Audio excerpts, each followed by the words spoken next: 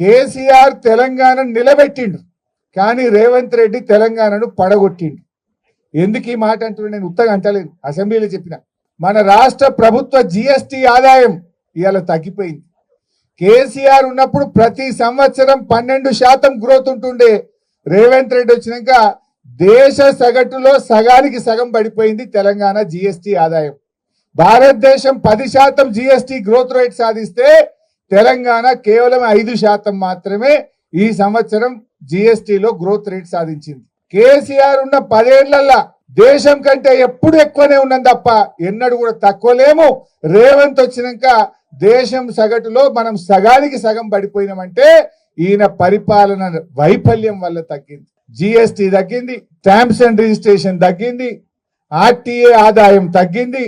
అంటే ఏది చూసినా తగ్గుముఖం పట్టింది, తిరోగమనం పట్టింది. కేసీఆర్ తెలంగాణ నిలబెట్టిండు, రేవంత్ రెడ్డి వచ్చిన ఏడాది అర్థంలో తెలంగాణను పడగొట్టిండు. ఇవాళ ఇది కుల్లంకుల్లా ప్రజలకు అర్థమైతా ఉంది.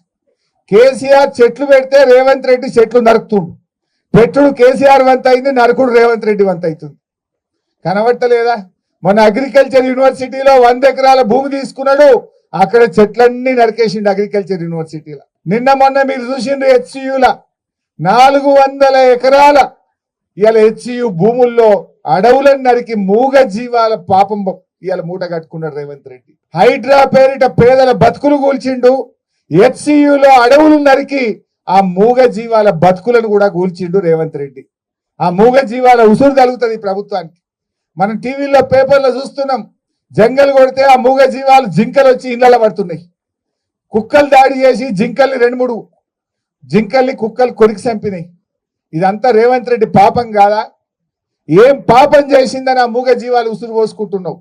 హైడ్రా పెడితివి, పేదోళ్ళ ఇండ్లు కూల్చి వాళ్ళ ఉసురు పోసుకుంటువి.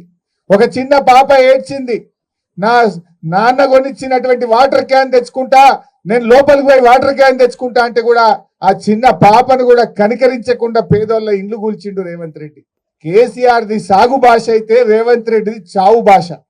కేసీఆర్ ఎప్పుడు మాట్లాడినా మిషన్ కాకతీయ కింద చెరువులు బాగు చేయమన్నాడు, వాగుల మీద చెక్ డ్యాములు కట్టమన్నాడు, ప్రాజెక్టులు కట్టమన్నాడు, రైతులకు నీళ్లు ఇవ్వమన్నాడు, రైతులకు నీటి తీరువా రద్దు చేసిన భాష కేసీఆర్ది. రేవంత్ రెడ్డి మాట్లాడితే ఏమవుతాడు? ఏది పేగులు వీక్తా, మెడలేసుకుంటా, నేను తొండలు సొర్రగొడతా, తొక్కుతా, సంపుతా, సీరుతా, బట్టలు కూడా వీక్తా, గిద్దప్ప సాగు భాష తప్ప ఒక్క మంచి భాష మాట్లాడిండా ముఖ్యమంత్రి? కేసీఆర్ది సాగు భాష, రేవంత్ రెడ్డిది చావు భాష. ఇంతకు మించి నువ్వు చేసింది ఏమున్నది రేవంత్ రెడ్డి అని అడుగుతా ఉన్నా.